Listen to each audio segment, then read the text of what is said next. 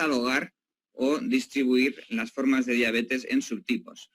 Lo que hicieron fue, a base de 5 cohortes en las que la cohorte principal, ANDIS, de unos 9.000 individuos, acababan de debutar con diabetes, midieron 6 variables clínicas: anticuerpos GAD, la edad de la persona, su índice de masa corporal, la hemoglobina glicada y una medida de insulinoresistencia, la HOMA-IR, una medida de secreción de insulina, la HOMA-B, y en base a estas 6 variables intentaron hacer un clustering, un análisis de clustering que pudiera ver si los individuos, estos 9.000 individuos, se agrupaban en subgrupos. Y dieron con 5 grupos que realmente tienen bastante trascendencia fisiológica. Dieron con una diabetes autoinmune severa, son personas que tienen anticuerpos positivos, una diabetes insulinodeficiente severa, que se manifiesta también por falta de secreción de insulina, pero en la ausencia de anticuerpos, es decir, no tiene un factor autoinmune, una diabetes de insulinoresistente severa, y luego 2 variantes moderadas, una relacionada con la obesidad y otra relacionada con una edad más avanzada. Cuando hace este tipo de análisis resultan también 5 grupos, de forma análoga a lo que encontró el grupo escandinavo. Y los grupos tienen estas características. Hay un grupo de variantes en el que los fenotipos que se manifiestan son falta de secreción de insulina. Por lo tanto, la insulina en ayunas es baja, la respuesta de la insulina a la sobrecarga de glucosa también es baja y la proinsulina aumenta porque estas son islotes que están en gran estrés e intentan segregar insulina y lo único que consiguen es segregar insulina inmadura que se manifiesta en el aumento de la proinsulina en sero. Los LOCI que definen este grupo son LOCI que han sido asociados a la falta de secreción de insulina y a este grupo lo llamamos un grupo de procesamiento y secreción de la insulina deficiente, es el mecanismo que se infiere. Hay otro grupo también insulinodeficiente en el que las asociaciones son muy parecidas a la anterior, pero la gran diferencia es que en este caso la proinsulina en sero es baja. Aquí teníamos un grupo que intenta segregar insulina y consigue segregar insulina inmadura. En este caso el defecto es muy próximo y hace que la proinsulina también sea baja y se asocia a estos LOCI y lo llamamos un grupo en el que lo que está comprometido es la síntesis de la insulina. Y luego hay 3 grupos insulinoresistentes. El primero asociado a la obesidad, en este caso la insulina es alta porque intenta superar la insulinoresistencia en los tejidos periféricos y se caracteriza por un alto índice de masa corporal y un porcentaje de grasa corporal también elevada, con la circunferencia en la cintura y la cadera también elevadas. Los LOCI asociados son LOCI que han sido asociados a la obesidad y lo llamamos un grupo de insulinoresistencia mediada por la obesidad. Otro grupo de insulinoresistencia también se manifiesta con un nivel alto de insulina por la insulinoresistencia que observamos, pero en este caso, en vez de ser un índice de masa corporal elevado, está disminuido. En este caso, el problema no es el aumento de obesidad en general, sino simplemente la compartimentalización de la grasa en lugares ectópicos en los que causan insulinoresistencia. Y los LOCI asociados cuando se manifiestan de forma monogénica, se asocian a la lipodistrofia, por lo cual le llamamos lipodistrofia, y es una insulinoresistencia debida a trastornos en el almacenamiento de la grasa. Y finalmente, otro síndrome de insulinoresistencia que observamos es uno en el que también sube la insulina, pero aquí los triglicéridos están disminuidos y parece ser algo que se centra en el hígado y que acumula grasa en el hígado, confiriendo insulinoresistencia en el hígado, pero no pudiendo segregar esos triglicéridos. Por lo tanto, los triglicéridos en sero están disminuidos, pero se acumulan en el hígado.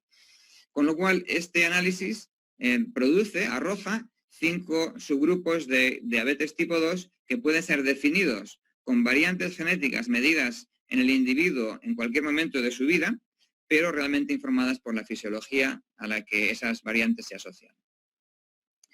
Como confirmación. Y finalmente queríamos ver si realmente tenían consecuencias en personas. Podemos poner a personas en grupos específicos basados en este tipo de análisis.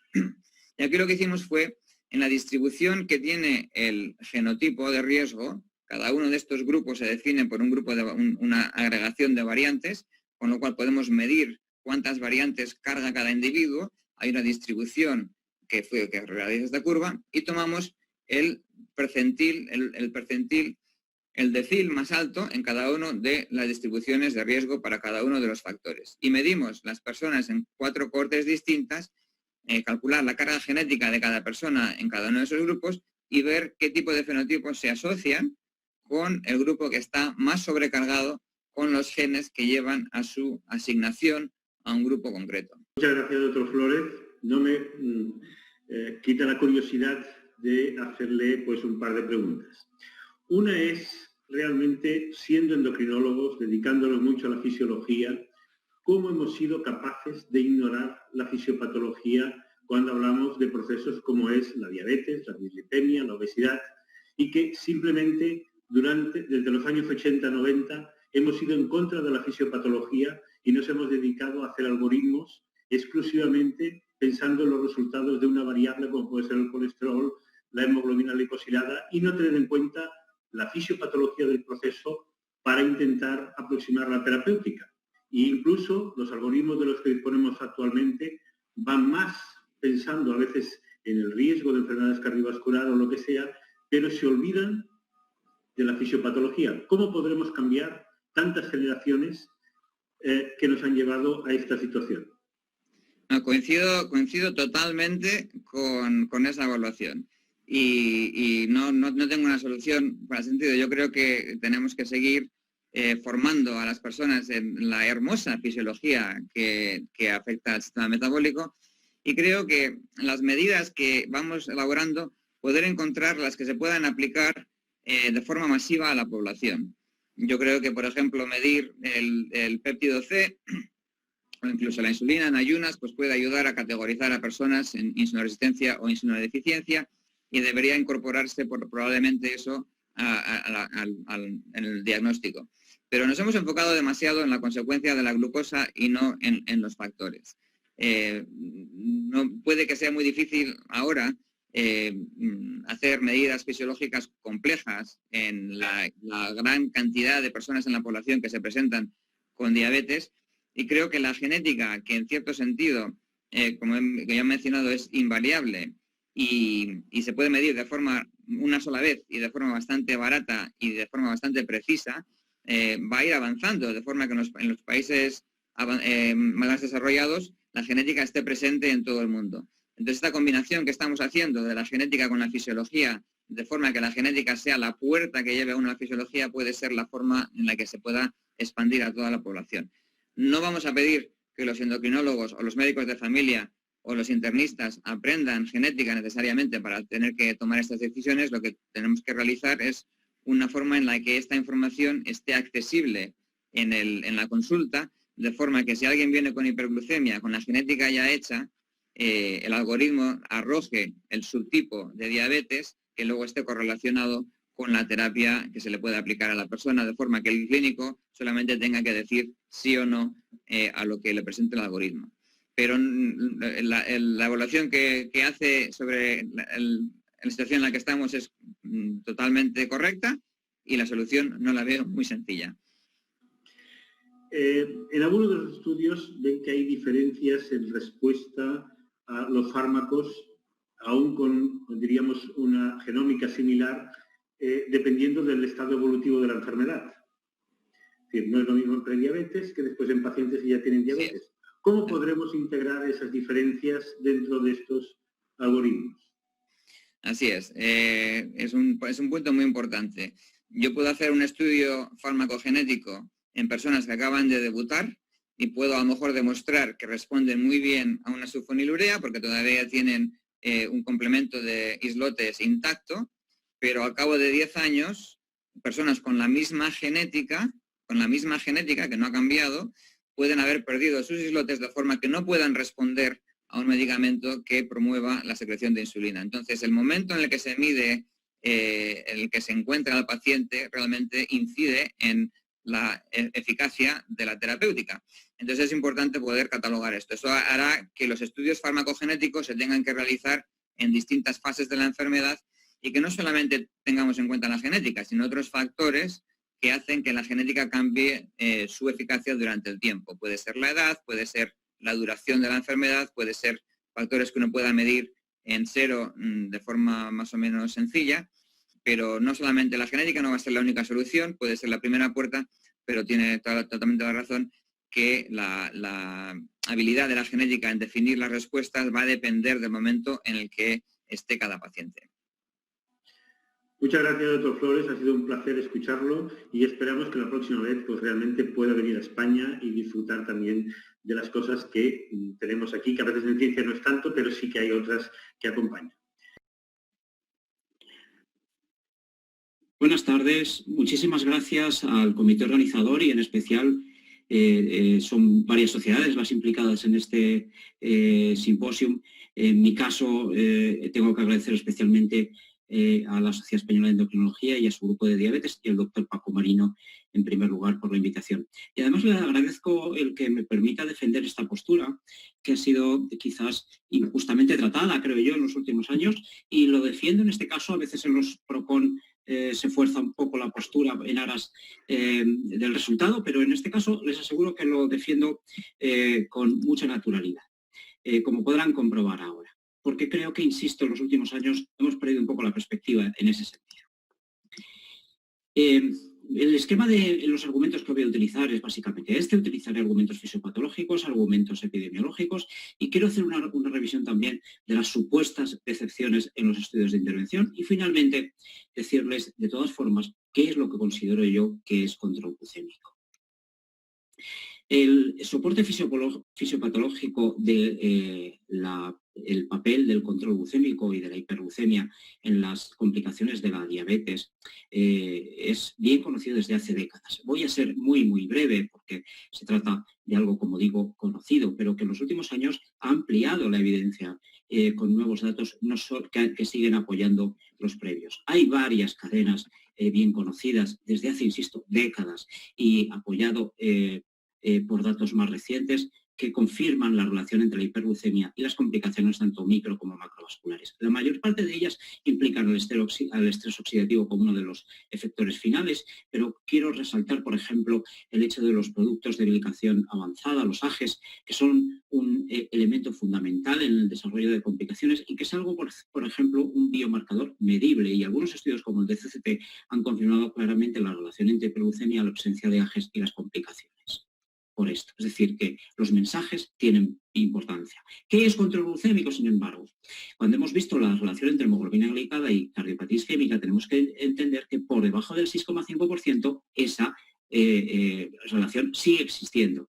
Es muy importante de qué cantidad de hemoglobina glicada hablamos. Volviendo al modelo de diabetes tipo 1, el estudio de Lind nos mostraba cómo por debajo del 7%, por debajo del 6,9% de hemoglobina glicada, las personas con diabetes tipo 1 siguen teniendo 2 o más veces de riesgo que es las personas no diabéticas. Y si pasamos de la hemoglobina glicada y miramos otros elementos para valorar control glucémico, como puede ser la glucemia en ayunas, veremos que en diabéticos y no diabéticos la muerte por cáncer, la muerte vascular y la muerte global están relacionados con niveles de glucemia que además son muy bajos y muy por debajo de los límites que utilizamos actualmente para el diagnóstico, por debajo de 100 en el caso, por ejemplo, de la muerte vascular.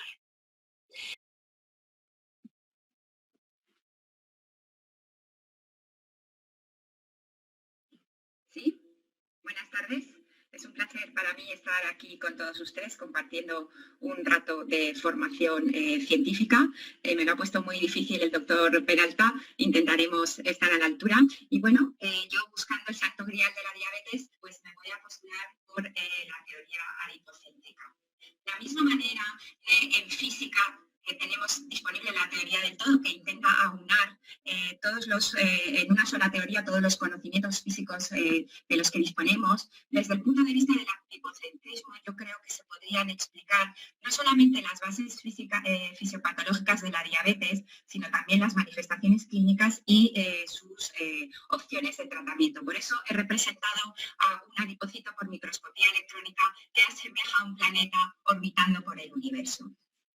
Como todos nosotros sabemos, el tejido adiposo en estos momentos está considerado un órgano endocrino que tiene relación con todos los órganos de nuestro cuerpo y con el sistema inmunológico.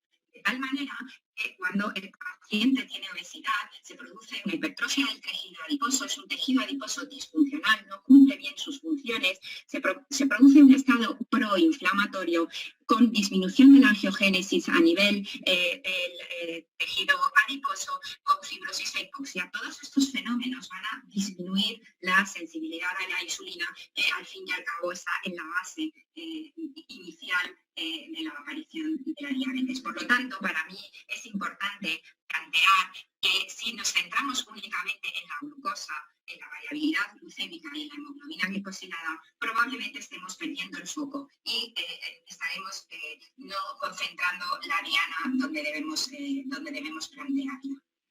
Ya en el año 2011, nuestro compañero el doctor Gorgojo, conocido por todos ustedes, fue un pionero planteando una visión crítica de las guías y de los consensos del tratamiento que disponíamos hasta esos momentos. Bien, es cierto que el arsenal terapéutico del que disponíamos también era muy distinto al actual. Y ya en aquellos momentos él planteaba una aproximación adipocéntrica en el control de los pacientes con diabetes basada en las pérdidas de peso, bien con fármacos relacionados con el control de la diabetes u otro tipo de estrategias como la modificación del estilo de vida o la utilización de fármacos para perder peso. De esta manera podríamos mejorar la hemoglobina glicosilada, mejorar el control glucémico de los pacientes, las comorbilidades asociadas, los factores de riesgo cardiovascular y, por ende, su calidad. Hemos planteado también ver qué está ocurriendo cuando utilizamos tratamientos en pacientes diabéticos no encaminados a la mejoría en términos absolutos del control glucémico. En estos momentos os voy a presentar a los fármacos que están aprobados para el uso de la reducción ponderal sin diabetes, pero no todos ellos están aprobados en España en estos momentos. El orlistat es un viejo conocido, es un inhibidor de la lipasa pancreática. Los pacientes consiguen una mala absorción y pérdidas de peso con mejoría del control metabólico significativo. Este descenso del 3,16 es un error, es un descenso de 0,4 con respecto a placebo en cuanto a hemoglobina glicosilada. La lorcaserina es un agonista selectivo del receptor de la serotonina, no está disponible en estos momentos en España y se produce en estos pacientes en pacientes con diabetes, una reducción de hemoglobina glicada de 0,9.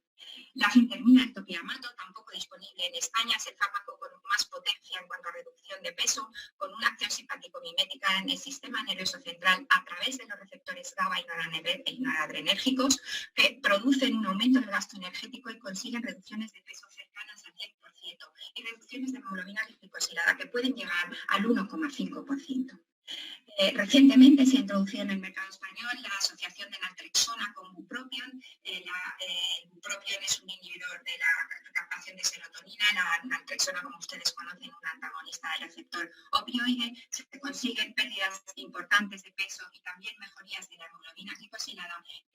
En el último lugar, no hay que dejar de hablar de liraglutida, que a dosis de 3 miligramos es el único agonista del receptor del GLP-1 que tiene indicación para el tratamiento en pacientes con obesidad sin diabetes y que se consiguen pérdidas importantes de peso. El principal factor limitante de este tipo de fármacos es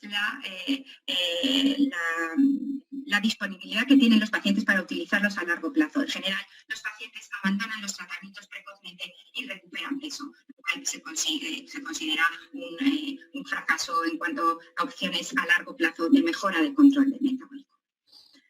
Otra de las situaciones que nosotros nos podemos plantear es si a lo largo del tratamiento de la diabetes de nuestros pacientes podemos cambiar la evolución del peso, puesto que peso y diabetes van siempre de la mano. Y en ese sentido he querido presentar este trabajo. Tiene un diseño muy peculiar, estudio Dialect presentado recientemente. Es un estudio pero no me voy a centrar únicamente en los beneficios sobre el peso y en los beneficios sobre la hemoglobina glicosilada.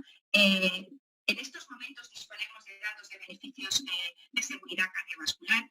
Pero dejadme romper un poco una lanza a favor del clásico índice de masa corporal, ¿no? El cual refleja, si queréis, un poco de forma grosera la teórica disfunción de este tejido adiposo que vemos en la clínica en base al aumento cuantitativo del mismo, ¿no? Cuando analizamos los factores que determinan un aumento del índice de masa corporal con los años, y esto lo hemos hecho aplicando una técnica de Machine Learning en la corte de estudio de diabetes, que estoy seguro que todos vosotros conocéis, perfectamente, en la cual disponemos de un seguimiento a 7 años de una población representativa de la población española, vemos que somos capaces de predecir con un valor predictivo positivo de un 84% la aparición de obesidad a los 7 años de evolución en vida real. Cuando analizamos el peso que tiene el índice de masa corporal en esta ecuación, observamos que un 60% de este valor viene determinado por el índice de masa corporal previo que tenía el sujeto. Es decir, que el índice de masa corporal sigue siendo o sigue teniendo un valor muy importante en la clínica como un elemento predictivo en la futura ganancia de peso y por ende, si queremos, en la disfunción del tejido adiposo. En el estudio de diabetes Gemma, que he querido, ver si con las variables que tenemos, y no hay nada introducido a nivel genético en este análisis que he hecho, ya predecimos en un 84% de fiabilidad qué pacientes se van a hacer obesos a los 7 años. Solamente con el peso y algunas variables. ¿Qué nos va a aportar además todo lo otro que podemos meter ahí en la máquina? Bueno, pues a lo mejor sí, seguramente sí, ¿no? Hombre, es prometedor tener ese tipo de estudios porque ya estás identificando variables. O sea, me refiero que el camino está haciéndose y probablemente tengamos que esperar, aunque a veces nos sorprendemos de la capacidad que tenemos de avances, ¿no? Pero tendremos que avanzar en ese sentido porque ya llevamos años intentándolo, mirándolo de manera individual y no llegamos. O sea, la conclusión de tu charla es no tenemos ningún marcador individual valioso, un ratio de 2 y ahí yo creo, mi apuesta sería a esa multifactor, con factores multifactores, ¿no? Y ahí pues lo que hay que hacer es invertir en investigación, que también es un mensaje para llevarse a casa, investigación translacional, porque nos hará a todos más saludables y más felices, ¿no? Así que también eso es una cuestión muy importante en esto también igual, ¿no? Bueno, ahora se ha visto, ¿no?, con lo del COVID, ¿no? Ahora resulta que, perdona, me callo porque si no empezaré a hacer política. Sí, pero sin hacer política, hagamos ciencia, sí. Con el apoyo financiero de la política, digamos, y bueno, yo creo que es fundamental que sigamos trabajando en este ámbito, porque todavía no hemos encontrado la solución a esta pregunta que nos estaban haciendo, ¿no? No, y fijaros en una cosa, ¿no? A pesar de todo, la incidencia de obesidad y de diabetes va aumentando. Es decir, que esto ya lo habéis dicho, tú lo has dicho, Omar, al iniciar tu charla, ¿no? Es decir, a pesar de todo, a pesar de que sabemos más, de que tenemos más armas terapéuticas, sigue aumentando la obesidad y la diabetes tipo 2. A lo mejor la obesidad se tiene que tratar, y yo soy, como sabéis, investigadora básica translacional, pero se tiene que considerar la obesidad como una enfermedad. Esto también cambiaría el panorama, ¿no? Me imagino que es algo... Sí, hombre, entre los médicos yo creo que ya todos lo consideran una enfermedad. Otra cosa es la concepción social, ¿no? Ahí estamos, me refiero a ese nivel, ¿no? Ir ya más allá en la concepción de la obesidad como una enfermedad. Y a lo mejor habría que ir también más a prevención, a buscar las dianas terapéuticas de la prevención. Quizás, ¿no? En vez de esperar a que el tejido esté ya enfermo, actuar antes. Sí, porque la sensación que da, y hemos hecho un trabajo con tejido adiposo de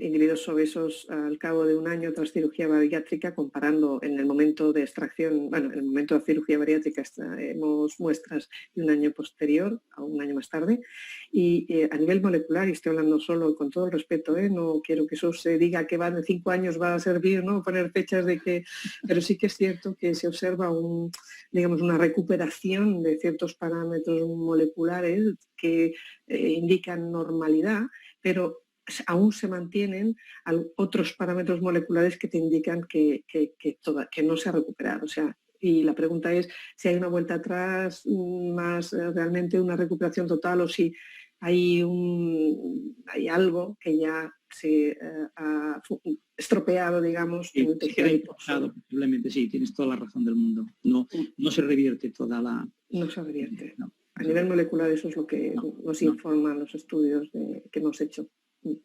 A ver, tenemos una pregunta de la doctora Medina Gómez para Marc Malagón, que pregunta acerca del círculo vicioso de fibrosis y resistencia a la insulina en el adiposo, si se conoce algún mediador que pueda participar en este círculo. En realidad no, porque de fibrosis, por ejemplo, no se sabe tanto, de hecho, y no se dirige tanto la investigación al tratamiento de fibrosis, ¿no? Lo que nosotros, y ha sido una sugerencia, lo que nosotros hemos visto, y insisto, es una sugerencia basada en las observaciones, es que el hecho de que haya ese ambiente de alto nivel de glucosa, alto nivel de insulina, hace que las células reaccionen de una manera que provocan un entorno que no es favorable para ellas mismas. Entonces, al no ser favorable, pues no funcionan bien, dejan de acumular lípidos y eso exacerba la respuesta. Yo creo que lo que le pasa al tejido adiposo en parte es inicia una respuesta que provoca una respuesta secundaria que agrava la primaria. Y así, on top of, ¿no? Van sumándose y eso es lo que a lo mejor también dificulta que encontremos porque luego todos se mezclan, ¿no? Y en principio, como ya digo, tampoco tenemos mucha idea de cuáles son los factores que inducen fibrosis más allá de lo descriptivo de que hay. Sí, es un poco como la inflamación. Hay muchas preguntas sobre inflamación, sobre si hay que tratar la inflamación, sobre a qué nivel hay que tratar la inflamación. Quizás sea eso, ¿no? Que son sistemas metabólicos, son como círculos viciosos que se autoamplifican al final, ¿no? Quizás. Un poco la idea. En algunos casos, algunos procesos por lo menos sí que se pueden autoamplificar. Los tratamientos que han hecho en otras enfermedades, puramente inflamatorias, como artritis reumatoide, es la más típica, ¿no? Que dan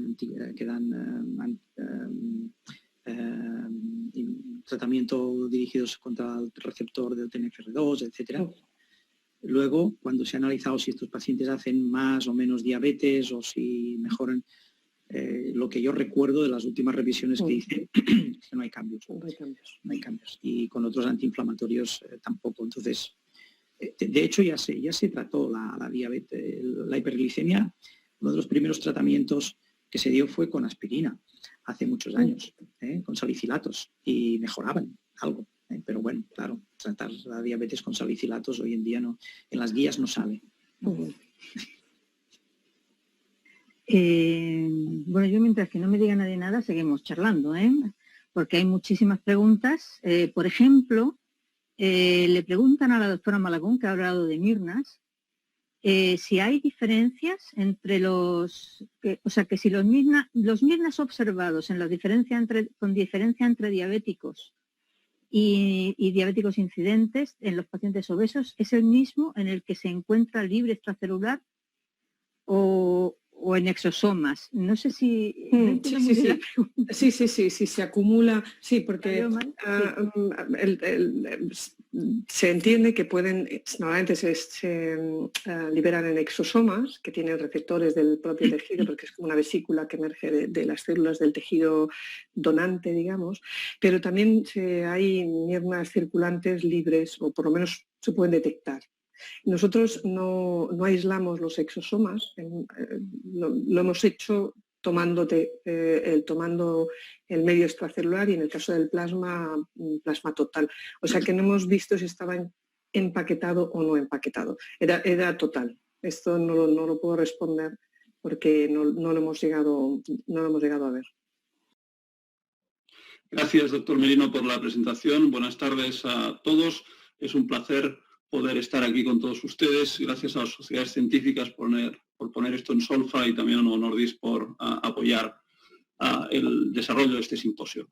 Yo tengo una charla, me siento un poco con el síndrome del emparedado, ¿no? Porque estoy aquí a medio camino entre dos grandes charlas anteriores de la doctora Marc Malagón y el doctor Joan Vendrell, y a continuación otros que van a tocar algunos aspectos que voy a tocar también yo en mi charla. Yo soy un clínico y fundamentalmente voy a intentar dar alguna visión de tipo clínico. Perfecto. Bueno, de alguna manera la obesidad todos sabemos que tiene un efecto sobre la salud y que habitualmente la medimos por el índice de masa corporal, pero también ya se ha hablado anteriormente sobre la heterogeneidad del exceso de grasa corporal, pacientes con peso normal, sobrepeso, obesos, que pueden presentar estos fenotipos de persona sana o persona con patología asociable al exceso de adiposidad, sea cual sea el índice de masa corporal, ¿no? Y por tanto podríamos decir que la asociación entre el exceso de grasa corporal y el riesgo para la salud es nuestro patrón de ganancia de peso, de expansión del tejido adiposo ante la ganancia de peso. Ante una situación de un balance energético positivo, tiende a haber un aumento del gasto energético, pero a la vez, obviamente, tiende a pasar pues, un aumento del almacenamiento, ¿no? Y eso conlleva pues, el aumento de grasa, de peso corporal, que fundamentalmente, inicialmente, será a nivel del tejido adiposo. También habrá una adaptación de la masa magra, pero que en determinados pacientes y dependiendo de distintos factores, llegará a un punto en el que va a sobrepasar ese dintel personal que viene marcado por factores distintos, factores genéticos, étnicos, el propio género y factores hormonales ligados al género, y factores extrínsecos como la duración de la sobrealimentación, la composición en macronutrientes, la densidad energética y el patrón de comidas, el patrón alimentario, y eso va a llevar a la deposición ectópica de grasa, es decir, grasa en lugares donde habitualmente no debería estar desde el punto de vista fisiológico, ¿no? Y eso es lo que típicamente se va a hablar más posteriormente de grasa a nivel del hígado, también la ya hablada anteriormente grasa visceral, grasa a nivel cardíaco, grasa a nivel pancreático o en otros sitios, como por ejemplo a nivel intramiocelular, perivascular o perirrenal. Bien, cuando todo esto pasa, se dan toda una serie de fenómenos de los que habló bien la doctora Mar Malagón, aumento de fenómenos de resistencia a la insulina, de inflamación, de estrés oxidativo, etcétera, de lipogénesis, toda una serie de factores que también vamos a hablar a posteriori, que vienen mediados no más que por un exceso de liberación de mediadores lipídicos, por un aumento de liberación de adipocitoquinas, por liberación de factores relacionados con estrés oxidativo, etcétera, y que finalmente van a conducir a esa situación de aterosclerosis y enfermedades cardiovasculares desde un punto de vista general. Bien, así pues, puesto todo en este mismo esquema, vemos que la grasa, el exceso de grasa visceral, de grasa ectópica, va a tener todos esos efectos de inflamación, resistencia a la insulina, estrés oxidativo, secreción de determinadas adipoquinas y resistencia vascular, que aumentarán el riesgo cardiovascular y metabólico y el riesgo de aterosclerosis y enfermedad cardiovascular. En cualquier caso, además de esos efectos sistémicos, determinados tipos de deposición ectópica de grasa se han relacionado con efectos más locales de esa propia grasa, ¿no? La grasa epicárdica podrá llevar se ha ligado a la aparición de fibrilación auricular, la grasa infiltrando el miocardio y por tanto a una esteatosis miocárdica ha llevado a definir esa grasa como importante para relacionarla con una disfunción ventricular. La grasa en el hígado, además de la disfunción metabólica, como se dirá después, pues se asociará a presencia de cirrosis hepáticas y sus complicaciones a largo plazo. La grasa alrededor del cuello pues, tendrá un efecto mecánico favoreciendo la apnea del sueño, y la grasa alrededor del riñón favorecerá la glomerulosclerosis y la proteinuria que típicamente vemos en el paciente con obesidad e incluso sin presencia de diabetes. ¿Cuál es el gold estándar? No lo voy a discutir, eso lo va a discutir a continuación el doctor Bonmatí. Yo sencillamente quiero hacer hincapié en algo que el doctor Vendrell lo pasó tal vez un poco por encima, que es la medición de la circunferencia de cintura, a la que a menudo le damos poco valor, porque es una medida algo, por decirlo así, subjetiva por las localizaciones geográficas. Es verdad que se ha sugerido la circunferencia de cintura más triglicéridos, pero eso tiene una buena correlación con la presencia o no de grasa, pero no con la cantidad de grasa visceral, mientras que la relación es relativamente buena para la circunferencia de cintura cuantitativa. Debemos de tener en cuenta que la circunferencia de cintura, a pesar de que pongamos ese 102 y 88, varía en función del índice de masa corporal y, por tanto, en un escenario A, un paciente con una circunferencia de cintura de 105 no va a ser lo mismo si el paciente tiene un IMC de 26, estará muy por encima de la distribución que si tiene un IMC de 32, o en el escenario B, un paciente con IMC más de 35, a menudo decimos no vale la pena medir la circunferencia de cintura, pero en este caso no será lo mismo si la circunferencia es 115, es marcadamente por encima del 102 para un hombre, pero al 125 está muy por encima de lo que le tocaría por su índice de masa corporal, ¿no?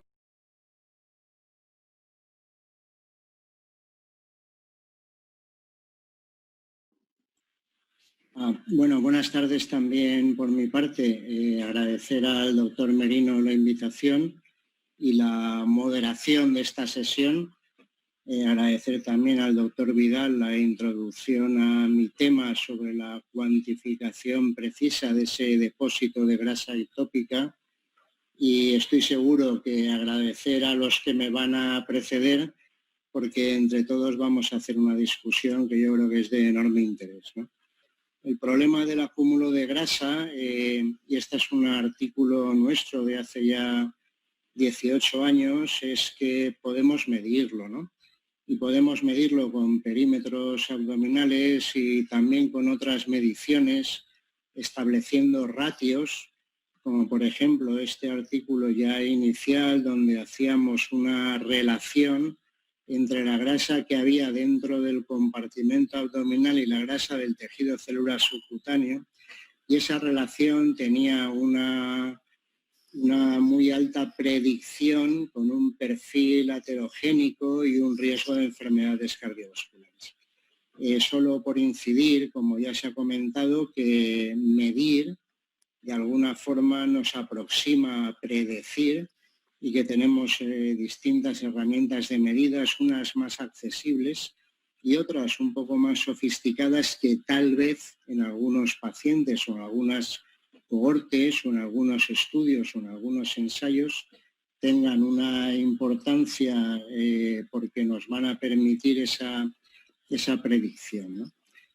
No solo es esta obesidad, sino lo que hoy es más relevante con el síndrome metabólico y todos estos factores, ¿no?, que asocian esa obesidad central, intraabdominal, con un exceso de grasa ectópica dentro de tejidos. Y dentro de esos tejidos, los más relevantes e importantes, probablemente hoy en día todos coincidamos, que son el hígado, el páncreas y los músculos.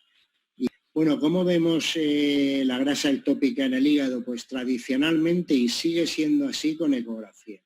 La ecografía y todos sus índices de atenuación, donde hay numerosas publicaciones recientes, es una técnica excelente desde mi punto de vista, principalmente como despistaje, porque nos permite establecer que existe grasa dentro del hígado, comparando con la atenuación del riñón. Pero su capacidad para medir con precisión es un poco inferior a lo que yo considero que es el gold estándar o el patrón de referencia, que es la resonancia magnética. El TAC también nos permite verlo, la resonancia magnética principalmente con el desplazamiento químico, pues es la técnica más evidente, ¿no? Blanco en fase, oscuro fuera de fase, pues eso es una esteatosis, ¿no?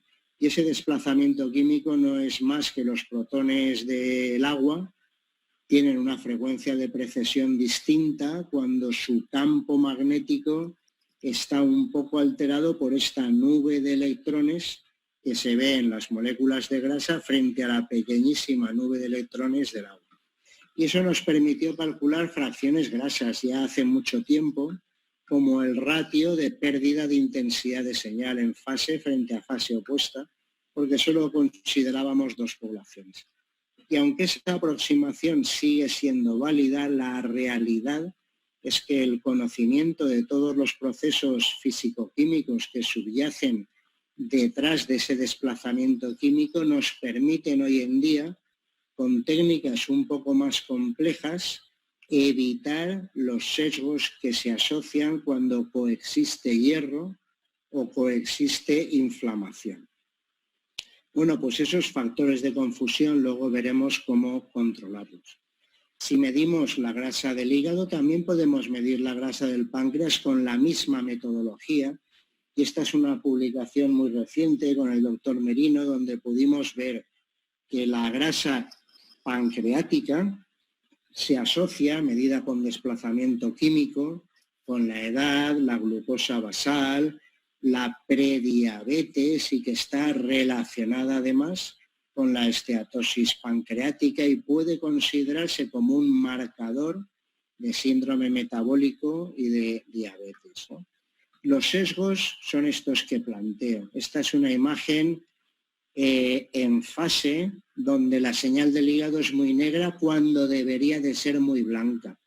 ¿Y por qué es muy negra? Es porque dentro de estos vóxeles no solo hay grasa, en las hepatopatías crónicas y en el páncreas, y también en el músculo puede haber un aumento de la sobrecarga de hierro asociada o no a estrés oxidativos y a disfunciones de macrófagos, ¿no?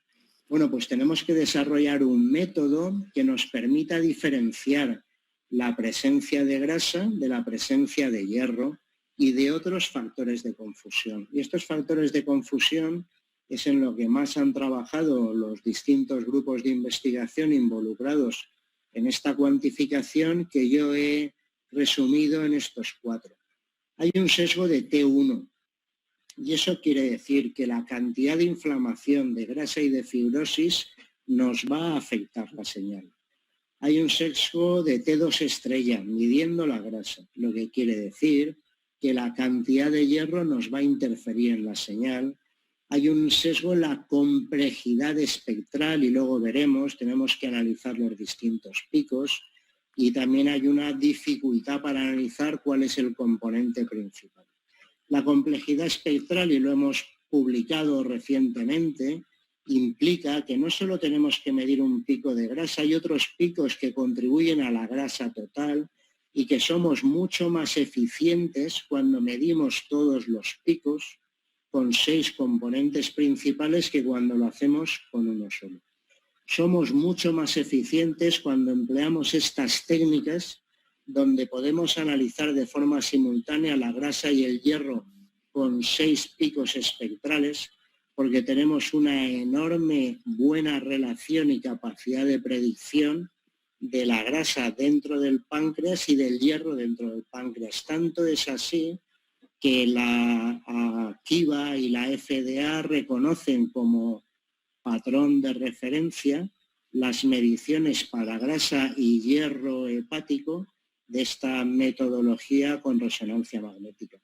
Esta es una tecnología que nos permite medir la grasa no solo en el hígado, también en el páncreas, también en la musculatura paravertebral, y establecer, ¿no?, correlaciones, como por ejemplo la correlación que existe entre la grasa hepática y la pancreática, también publicada por nuestro grupo recientemente. Bueno, para defender nuestra postura, yo voy a hacer una visión también bastante clínico-práctica. Yo también soy clínico fundamentalmente. Me voy a basar en 5 argumentos epidemiológicos, fisiopatológicos, un argumento en el que voy a demostrar la peligrosa relación que tiene la enfermedad hepática grasa no alcohólica con situaciones que vivimos en la práctica clínica diaria como endocrinólogos, argumentos de diagnóstico y argumentos de tratamiento. Esta patología, a pesar de todos los estudios y fármacos en desarrollo que a día de hoy todavía siguen probándose en los diferentes ensayos clínicos, todavía se sigue basando en medidas higiénico-dietéticas, puesto que la aproximación nutricional y la pérdida de peso, y fundamentalmente pérdidas de peso de una cierta entidad, a ser posible por encima de un 10% del peso inicial, es la principal medida terapéutica que podemos aplicar a estos pacientes. Tuvimos hace poco tiempo la oportunidad de revisar este tema, lo capitaneó nuestra recién terminada residente, la doctora Perdomo, y bueno, pues se veía que fundamentalmente el patrón de dieta mediterránea tenía efectos muy beneficiosos sobre la enfermedad hepática grasa no alcohólica, puesto que es capaz de modular y de revertir toda esta cascada inflamatoria que previamente he nombrado en el argumento de la fisiopatología, y que por tanto pues, sería una buena aproximación, insisto, nutricional para conseguir revertir al menos las fases iniciales de esta peligrosa entidad. Desde luego, conviene, junto con estas medidas iniciales nutricionales, recurrir a aquellos fármacos que también nos permitan actuar de una manera positiva sobre el peso de los pacientes. Insisto, la mayoría de ellos van a tener sobrepeso y fundamentalmente obesidad. Y aquí tenemos también herramientas interesantes, como pueden ser la incorporación de los agonistas del receptor de GLP-1 al tratamiento de la obesidad. Liraglutida a dosis de 3 miligramos saben que es un fármaco realmente eficaz para ello. Y ya empezamos a tener algunos estudios que apuntan que los análogos del receptor de GLP-1, estudios que provienen del grupo Dr. Newsom, ha demostrado que incluso a nivel histológico podemos encontrar beneficio en los pacientes con enfermedad hepática grasa no alcohólica tratados con estos fármacos.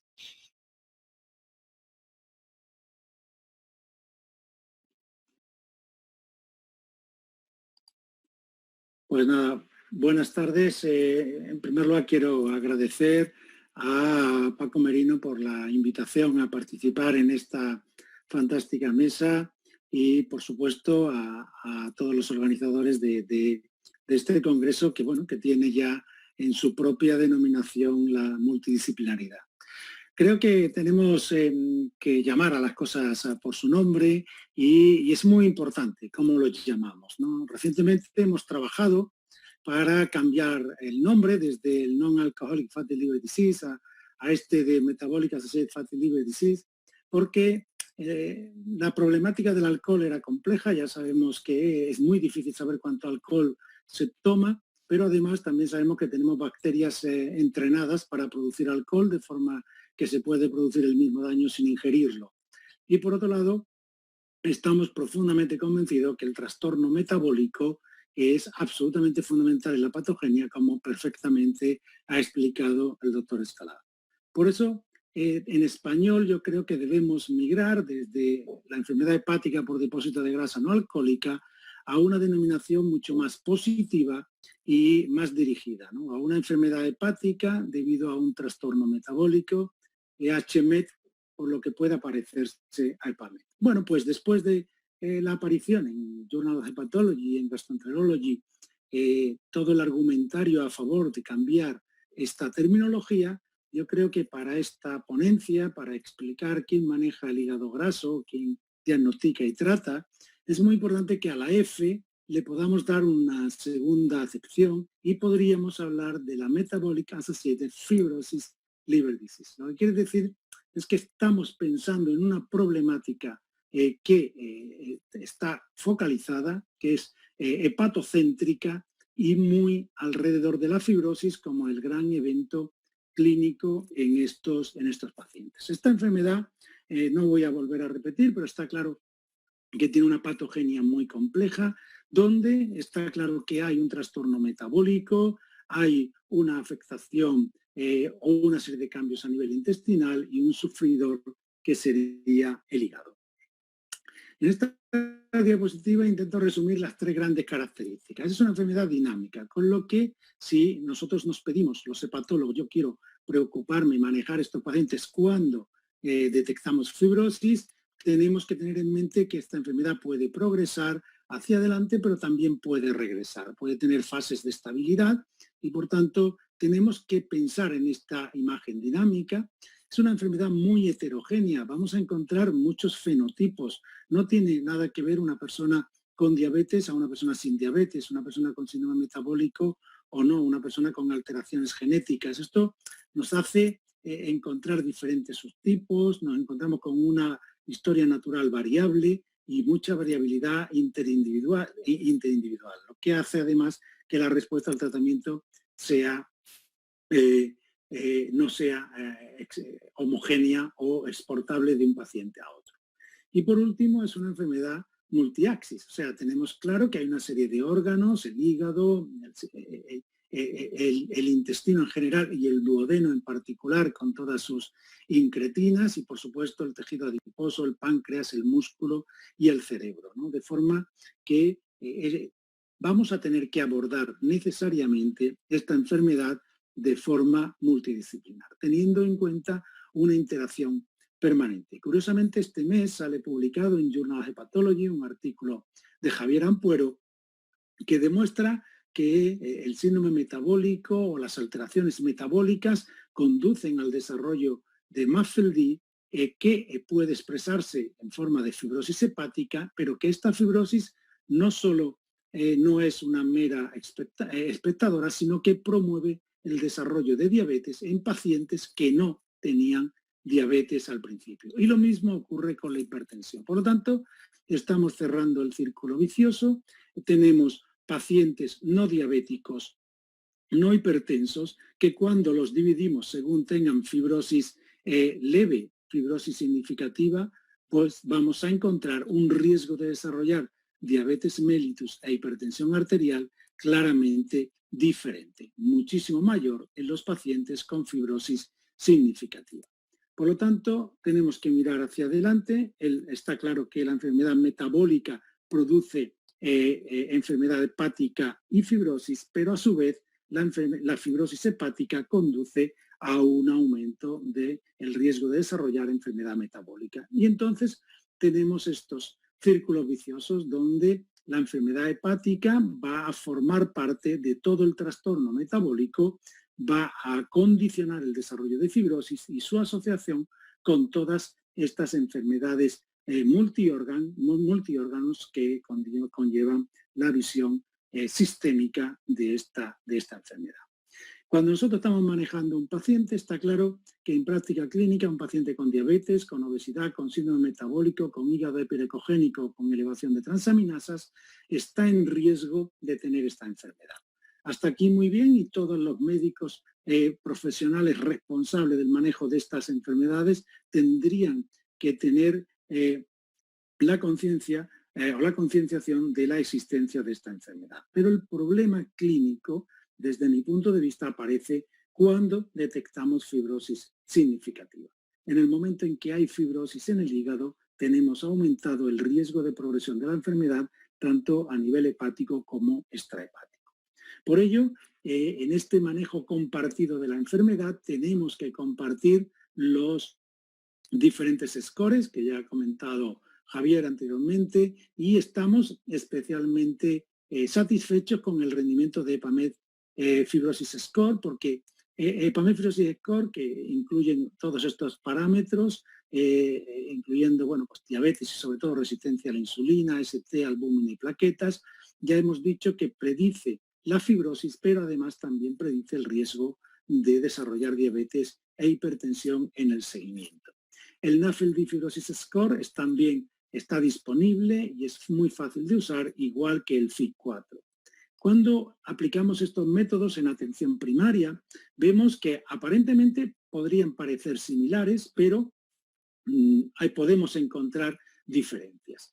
En 845 pacientes referido desde atención primaria, en los que se habían estudiado los 3 test, lo primero que vimos es que si consideramos pacientes libres de riesgo, los que tienen menos de 0,12 o menos de 1,30 en el FIG4 o menos de menos 1,455 en el NFS, el número de pacientes que tenían riesgo de fibrosis era del 14% con el HFS, pero del 40% con los otros dos. Por lo tanto, HFS puede ahorrar, derivar a un número importante de pacientes porque no tienen fibrosis o no tienen riesgo de fibrosis. Y es por ello por lo que creo que es muy importante manejarlo. Una vez que tenemos a un paciente con sospecha de fibrosis, tenemos la obligación de confirmar si la tiene o no. Y para ello, lo importante es desarrollar los biomarcadores de imagen. Tenemos, por un lado, los basados en ultrasonidos, como el famoso FibroScan, que nos dirá tanto la rigidez como el CAP, como la viscoelasticidad, que será un parámetro de infiltración grasa. Si no tuviéramos FibroScan, podemos utilizar el Shear Wave de 2D o puntual como el ARFI. Pero quizás el futuro está en la elastografía, en la resonancia magnética, con secuencias como PDFF, que ya ha presentado el doctor Luis Martí Bonmatí, la bondad de esta técnica para calcular la presencia de grasa en diferentes órganos, de Mili, que es un software desarrollado en Sevilla, en la Universidad de Sevilla, que detecta tanto la presencia de esteatohepatitis como de fibrosis, el Liver Multiscan desarrollado en la Universidad de Oxford y sobre todo la elastografía por resonancia magnética, que ha ido ganando predicamento y parece que tiene una sensibilidad y una especificidad muy, muy alta. Recientemente hemos revisado el estado actual de los biomarcadores en la detección, el diagnóstico y la monitorización de esta enfermedad y proponemos como algoritmo que si utilizamos los índices, los métodos no invasivos junto con los biomarcadores de imagen basados en ultrasonidos, podemos clasificar a los pacientes en ausentes de fibrosis o en aquellos que tienen fibrosis avanzada.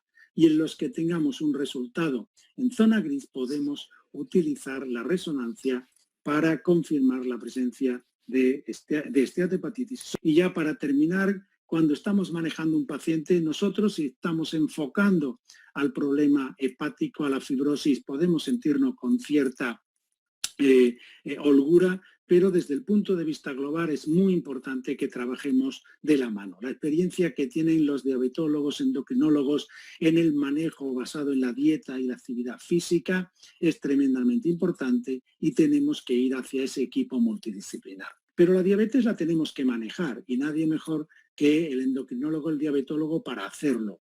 Además, nosotros podemos intentar optimizar el manejo de la diabetes, pero vamos a chocar siempre con un problema. El problema es que nosotros cuando detectamos a un paciente diabético, con fibrosis, probablemente sea diabético, más de la mitad, y probablemente tengan fibrosis avanzada a pesar de tener un buen control de la diabetes. Por ello, necesitamos movernos hacia diferentes moléculas, diferentes fármacos con diferentes mecanismos de acción. Aquí podéis ver todas las dianas terapéuticas que tenemos.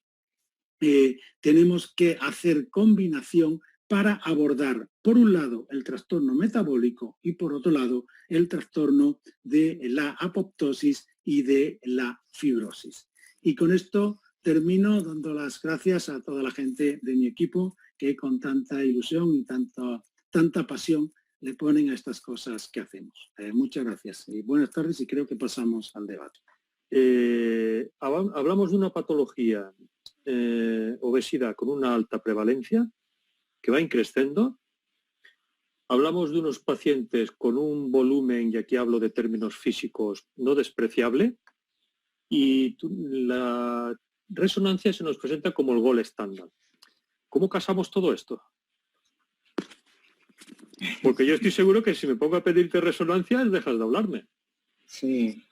A ver, yo creo que como hemos visto en las otras presentaciones hay un flujo, ¿no?, de lo que es un sesgo inicial, un despistaje y una medición precisa. Y yo creo que cuanto más precisos somos, tiene que ser al final. No al principio, ¿no?, porque estos métodos desde luego no están disponibles. Siendo precisos al final, cojo también la mano y me parece que no solo hay que medir grasa, también hierro y también colágeno, ¿no? Y deberíamos de tener una técnica que nos garantizara esa aproximación. Por otro lado, tengo que decir también que estas técnicas de resonancia requieren prácticamente de 2 apneas, ¿no? Y si las hiciéramos en todos los pacientes en los que hacemos estudios de mi abdomen superior por cualquier otro motivo, podríamos introducir en el informe radiológico un riesgo de esteatosis hepática, pancreática, perfiles y que fuera una especie de oportunidad, ¿no? No es que hagamos el estudio por ello, pero ya que hacemos el estudio deberíamos de generar esa información. Entonces lo veo tanto como oportunidad como en el final de la cascada diagnóstico-terapéutica cuando haya que precisar estos.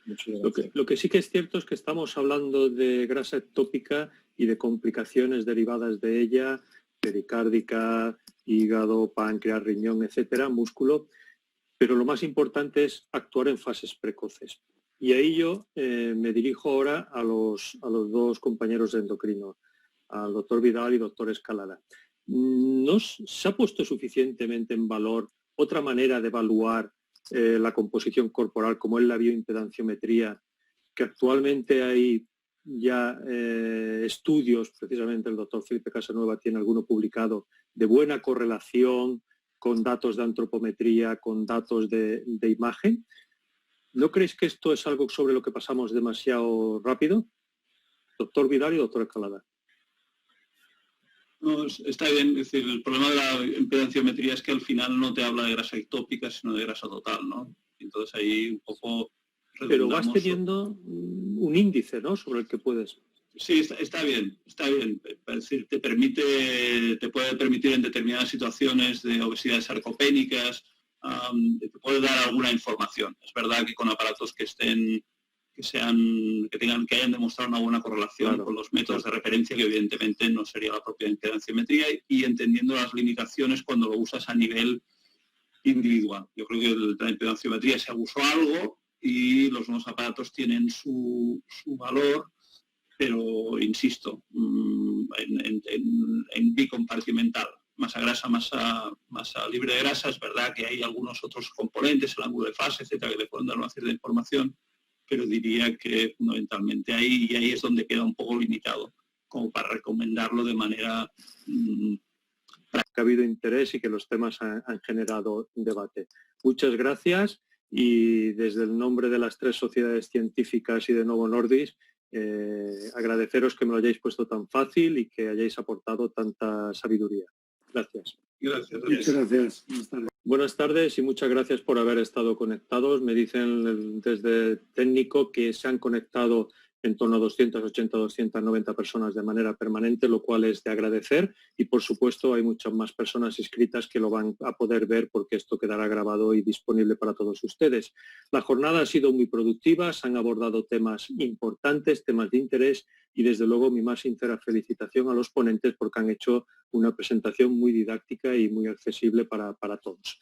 Se ha empezado hablando del síndrome de resistencia insulínica clásico, del síndrome metabólico y la verdad es que el profesor Felipe Casanueva ha hecho una brillante revisión del mismo y fijémonos cómo con el UKPDS, del cual ya hace bastantes años se puso en valor la metformina como aquel fármaco que iba dirigido a la resistencia insulínica, todo lo que ha llovido desde entonces y actualmente tenemos claro que los mejores resultados se están consiguiendo cuando se pierde peso y se vence la resistencia insulínica.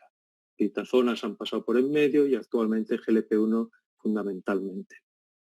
Hemos hablado y hemos tenido la oportunidad de oír al doctor Flores una magnífica presentación de la medicina de precisión, la importancia de los estudios genómicos, la importancia de ese mapeo y cómo vamos a poder clasificar y ser más precisos en el tratamiento que damos a nuestros pacientes con diabetes, pero ya dentro del grupo de diabetes tipo 2, el grupo que se está dividiendo y que vamos ya por 5 subgrupos. Y luego hemos hablado de teorías como el adipocentrismo, el glucocentrismo, que al final lo que nos están diciendo es que estamos hablando de una patología que tiene distintas maneras de expresarse de manera predominante y que nuestro objetivo es ser capaces de identificar esas distintas maneras de manifestarse para actuar de la manera más precisa sobre este distinto grupo de pacientes. Ha habido una mesa muy interesante sobre bases fisiopatológicas del tejido adiposo. Nos han hablado del papel que juega este órgano endocrino en esta compleja entidad a la que estamos llamando diabesidad. Y finalmente nos hemos centrado en un órgano que es el hígado y hemos hablado de grasa hepática, de esteatosis, de esteatopatitis, de fibrosis, en definitiva, de cómo esa disfuncionalidad y ese depósito ectópico de grasa puede llevar a una evolución no deseada. Pero sin olvidar que la grasa ectópica también se va a depositar en páncreas, en pericardio, en músculo, riñón, etc. Y hemos tenido la oportunidad de ver la visión de especialistas en radiodiagnóstico, en imagen, especialistas en hepatología y especialistas en endocrinología que nos han abordado el tema focalizado en el caso del hígado. Les invito a que sigan ustedes disfrutando de este congreso de diabesidad, primer congreso virtual, 8º congreso de diabesidad, y que mañana a las 9 se conecten y sigan ustedes disfrutando con las mesas que hemos preparado para abordar este tema. Muchas gracias. Lamentablemente no vamos a tener la oportunidad de compartir unas cañas, pero habrá oportunidad de disfrutar de las mismas en el futuro. Gracias y buenas tardes.